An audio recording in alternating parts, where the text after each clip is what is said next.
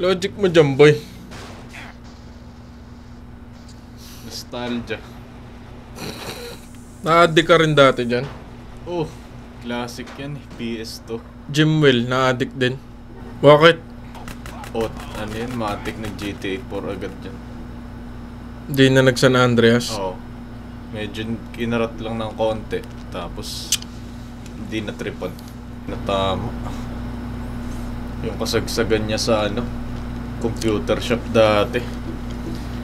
Tapos may listahan ka pa ng cheat. Dami naglaro talaga niyan, no? Iba yung putok niyan. Kasi yung putok niyan sumabay sa putok ng com shop din. Ah, oo. Kaya Sabay nga sabay. Oo. Kaya larong-laro talaga. Eh ngayon GTA 5 eh.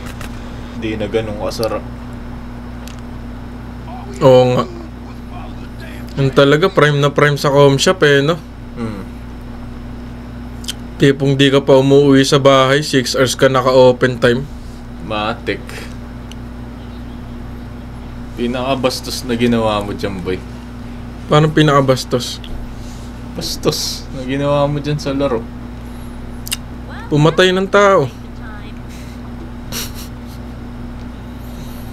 Pero ngayon naglalaro niyan tapos ayaw pumatay ng tao. Oo. Padoy na. Sumusunod sa trapiko. Meron. Meron yan. Parang kasing pag naglaro ka niyan, nadadama mo yung paligid. Oo. No?